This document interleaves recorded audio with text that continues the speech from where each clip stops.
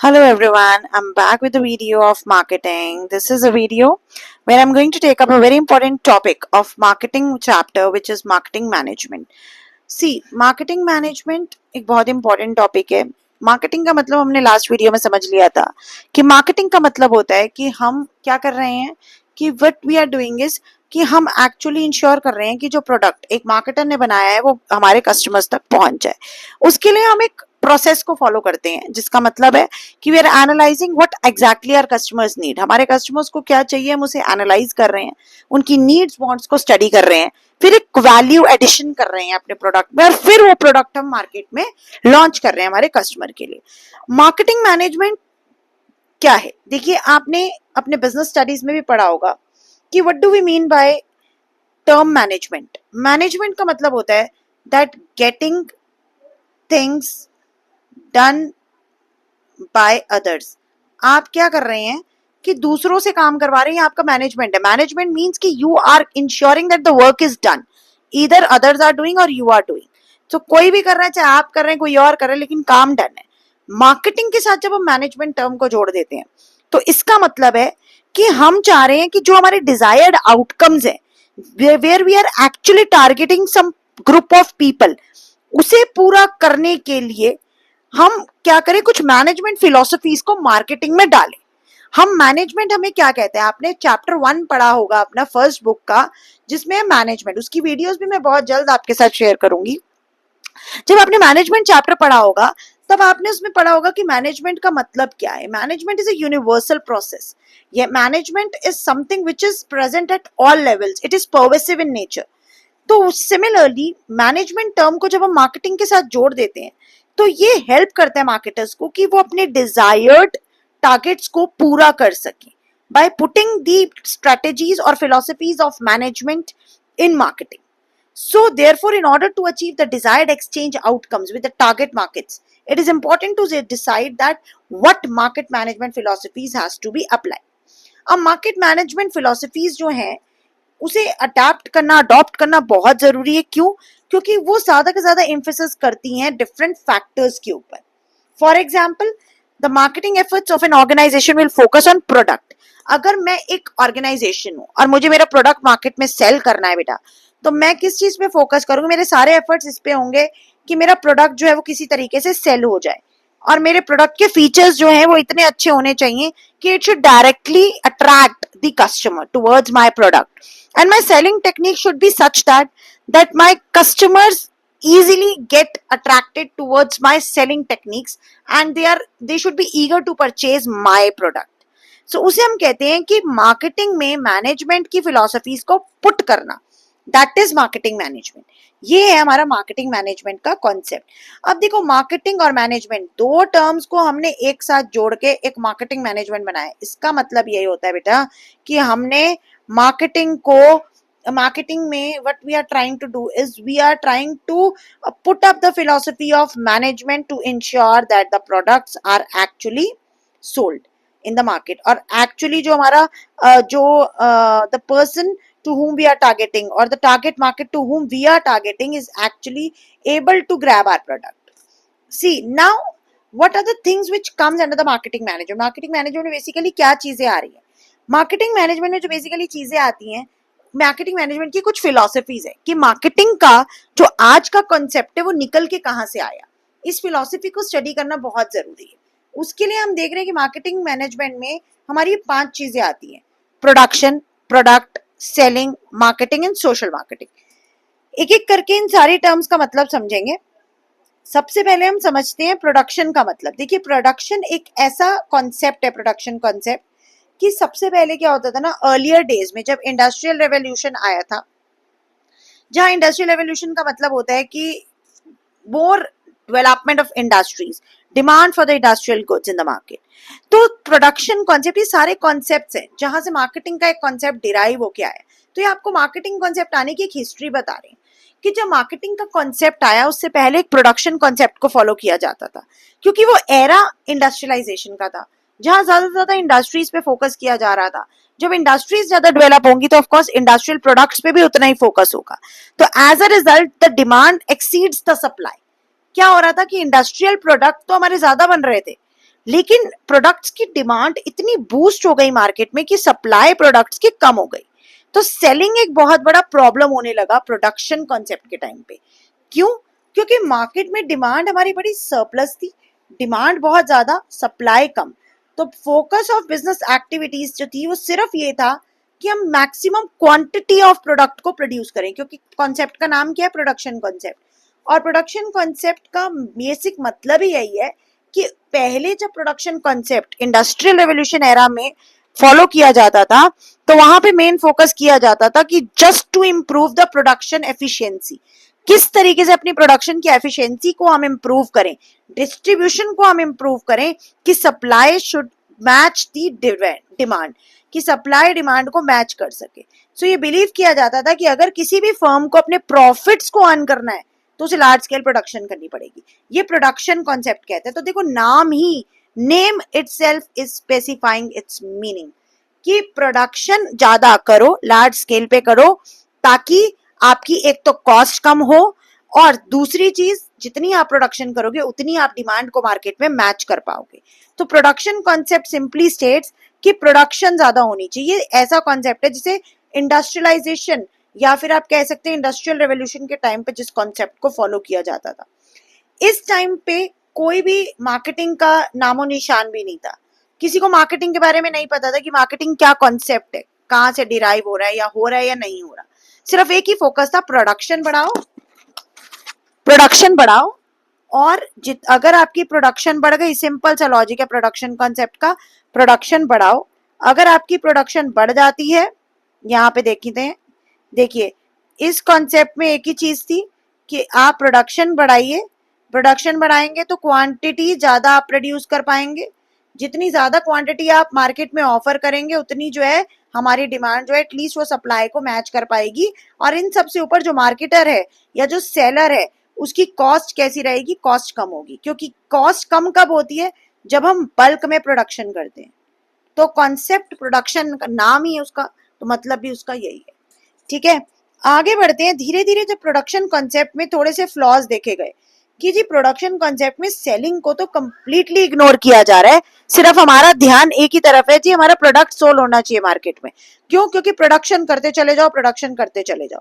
जब इस फ्लॉ को देखा गया प्रोडक्शन कॉन्सेप्ट के, तब आइडिया आया कि एक नया कॉन्सेप्ट मार्केट में आना चाहिए जहां फोकस थोड़ा सा प्रोडक्शन से हटा करके किसी और चीज पे होना चाहिए। तब एक नया कॉन्सेप्ट इंट्रोड्यूस हुआ जिसका नाम था प्रोडक्ट कॉन्सेप्ट, जहां कहा गया कि ये कॉन्सेप्ट कब आया? इंडस्ट्रियल डेवलपमेंट के बाद आया। जब इंडस्ट्रियल एरा में प्रोडक्शन कॉन्सेप्ट को इंपॉर्टेंस मिली, उसके बाद धीरे धीरे जो है पोजीशन ऑफ सप्लाई बढ़ने लगी over the period of time. क्या हुआ कि जब ज्यादा प्रोडक्शन होने लगी तो ऑफ कोर्स सप्लाई भी हमारी बढ़ने लगी।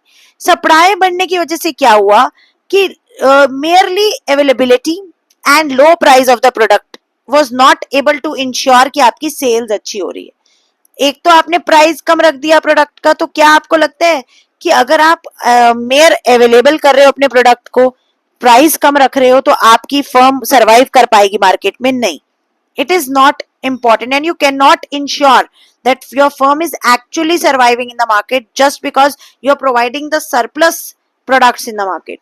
इंक्रीज सेल नहीं हो रही है आपकी, आप सिर्फ प्रोडक्ट की अवेलेबिलिटी को बढ़ा रहे हो मार्केट में। तो यहां से एक नया कॉन्सेप्ट शुरू हुआ जिसका नाम था प्रोडक्ट कॉन्सेप्ट।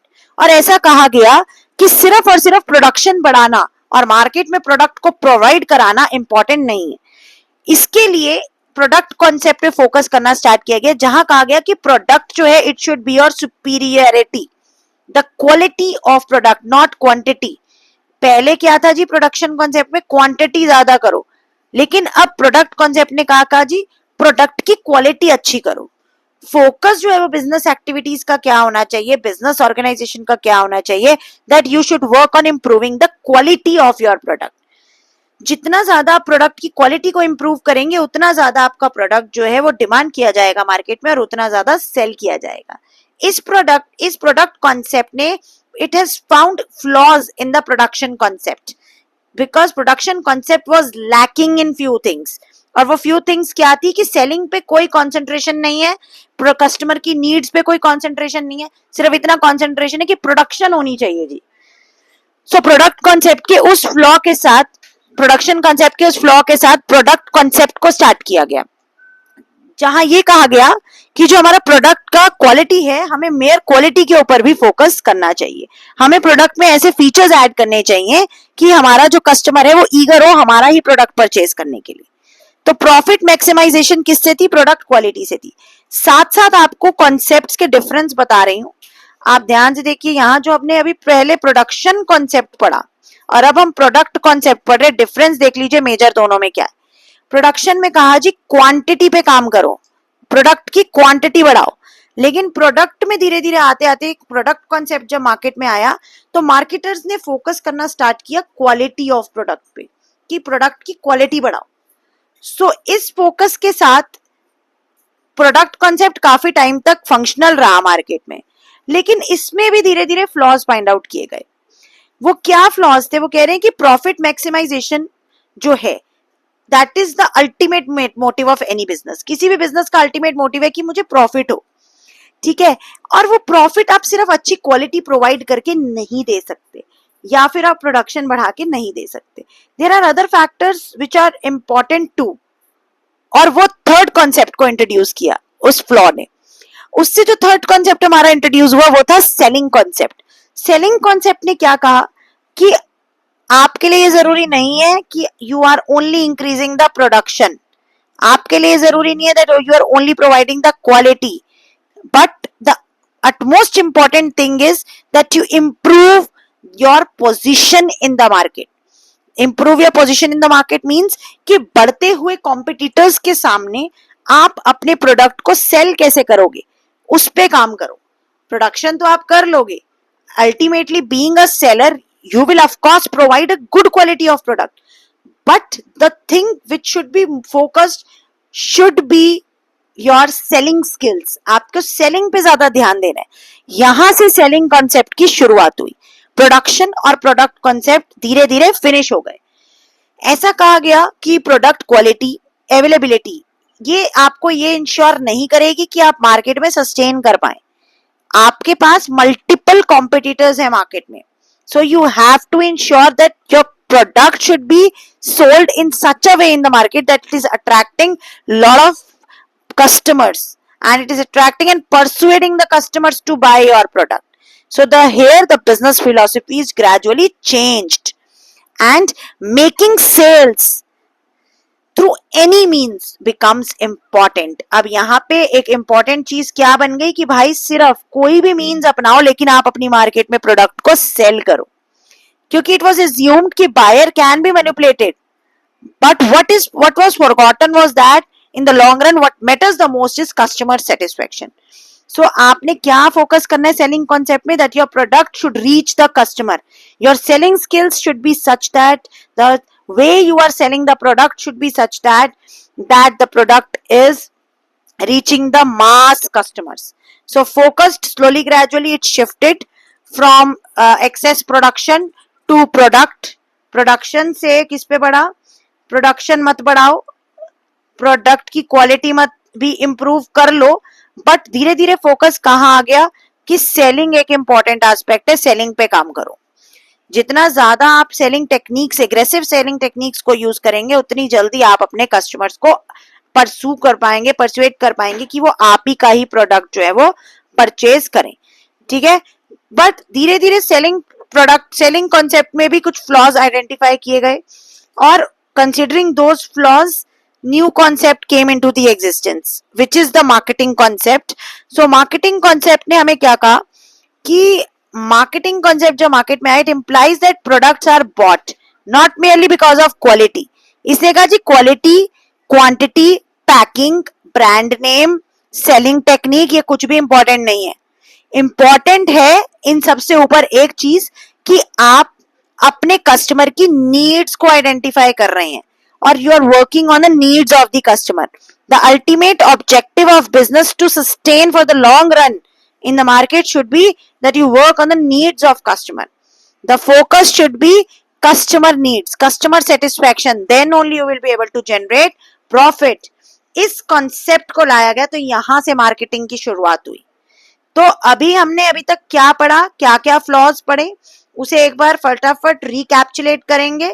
वो फ्लॉज क्या थे कि भाई आप कुछ भी कर लीजिए, आप चाहे प्रोडक्शन को बढ़ा लीजिए, या आप either you are increasing the production, or you are improving the quality of product, or you are ensuring that you are using the good selling techniques, but इन सबसे ऊपर क्या आएगा, identify the need of customer and fill it।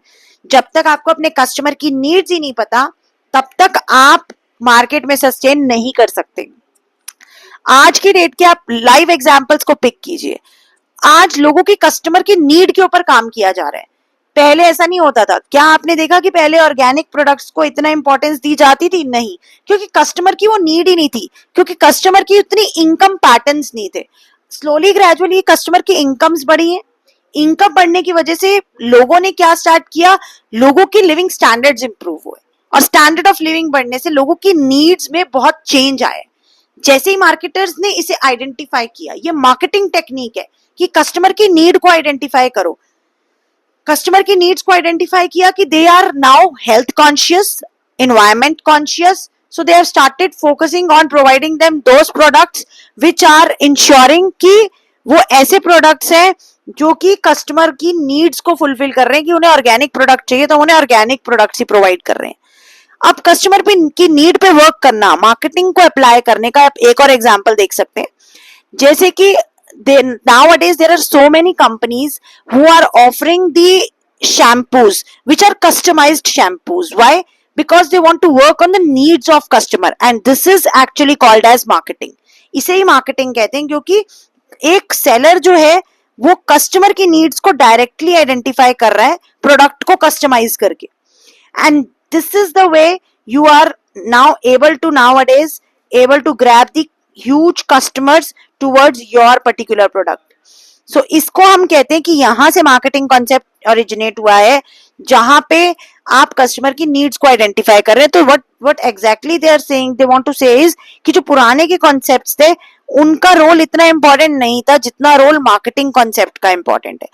और इसमें क्या pillars हैं marketing concept की, कि you identify the market, understand their needs, product को उस नीड के हिसाब से बनाओ, satisfy the need of target customer and start earning the lot of profits. कैसे? जैसे मैंने आपको बताया, there are so many, shampoo is just one example, but you can see an number of customer products or consumer products around you which are today prepared, manufactured considering the needs and wants of customer। तो कितने सारे ऐसे products हैं जो customer की needs and wants को consider करके ही बनाए जाते हैं। Now you must have seen the sellers of hair oil, they usually target those customers जिनके बाल नहीं है, और वो क्या बताते हैं, आप गंजे हैं, आपको अगर अपने बाल उगाने हैं तो आप ये वाला शैम्पू यूज कीजिए। So they are targeting the actual need of customer and ensuring कि वही कस्टमर मेरा प्रोडक्ट को परचेज करे। और क्या टेक्निक्स है, मार्केटिंग ही तो सारी टेक्निक है। आप कस्टमर की नीड को आइडेंटिफाई कर रहे हैं, जी आपकी बॉडी पे एक्ने हो रहे हैं, तो आप अपने बॉडी एक्ने को दूर करने के लिए इस प्रोडक्ट को यूज कीजिए। तो you are simply specifying the need while offering your product in the market। तो इसी को कहते हैं मार्केटिंग कॉन्सेप्ट। यहीं से मार्केटिंग कॉन्सेप्ट ने लीड ली। बट मार्केटिंग कॉन्सेप्ट सिर्फ मार्केटिंग पे खत्म नहीं होता, ये लास्ट कॉन्सेप्ट को अपने साथ लेके चलता है, which is social marketing concept. Social word जब मार्केटिंग के साथ लग जाते हैं तो it holds a big task. It does not only means कि आप नीड को आइडेंटिफाई कर रहे हो, बट इसका मतलब है कि आप उनकी you are delivering the desired satisfaction in such a manner that you want to take care of the society। आप इस तरीके से कस्टमर की नीड को, आप देखो सोशल मार्केटिंग है मार्केटिंग कि कस्टमर की नीड को स्टडी करना है, लेकिन आप साथ में क्या चाहते हैं कि you are taking care of society as well by ensuring कि आप ऐसा प्रोडक्ट दे रहे हैं जो इको फ्रेंडली है। You are looking at, you are ensuring the customer कि हमारा product socially, ethically and ecological aspect से बिल्कुल परफेक्ट है। फॉर एग्जाम्पल, आप आज की डेट में देख रहे हैं कि vegan products are coming in the market. ये जो वीगन प्रोडक्ट्स का कॉन्सेप्ट आया है, ये किस लिए आया है? It is just to ensure that we are working for the welfare of society and we are working to ensure that there should be ecological balance. This also shows that we are working on to ensure that we are directly understanding the customer's need and providing them the customized products. जो customer हमारा vegan है उसे vegan product ही हम provide कर रहे हैं. You must have seen so many cosmetics today which are showing that we are vegan. No vegan. There, there is a vegan face cream. There is a vegan moisturizer. Why? What they want to ensure by showing this attribute or this you can say trait of your product. अपने product का ये trait दिखा के कि vegan है. Why they want to ensure that the product should be sold in the market? क्योंकि आज की डेट का कस्टमर इसी फीचर को चाहता है सबसे ज्यादा कि इको फ्रेंडली हो, vegan हो. और we are as a marketers are identifying the needs, trying to produce the product according to that needs, and then they're earning the huge profits and earning the good customer base in the market. आज जो एक clinic plus shampoo की demand आज से 5 साल पहले थी, क्या क्लिनिक प्लस की डिमांड आज उतनी होगी मार्केट में? नहीं. क्यों? क्योंकि क्लिनिक प्लस जब आया था तो उन्होंने कस्टमर की नीड को स्टडी नहीं किया. उनका काम था बल्क में प्रोडक्ट बनाओ, प्रोडक्ट की क्वालिटी अच्छी हो और बेच दो. बट आज का कस्टमर सिर्फ वो नहीं चाहता. आज और भी कॉन्सेप्ट्स हैं जिसे हम सोशल मार्केटिंग और मार्केटिंग कॉन्सेप्ट्स कहते हैं, जिसे अप्लाई करना बहुत जरूरी है. तभी आप मार्केट में सस्टेन कर सकते हैं. तो ये आज की जो मेरी वीडियो थी, इसमें मैं आपको ये मार्केटिंग मैनेजमेंट की फिलॉसफीज बताना चाहती थी कि मार्केटिंग मैनेजमेंट की जो फिलॉसफी है वो ये 5 फिलॉसफीज है.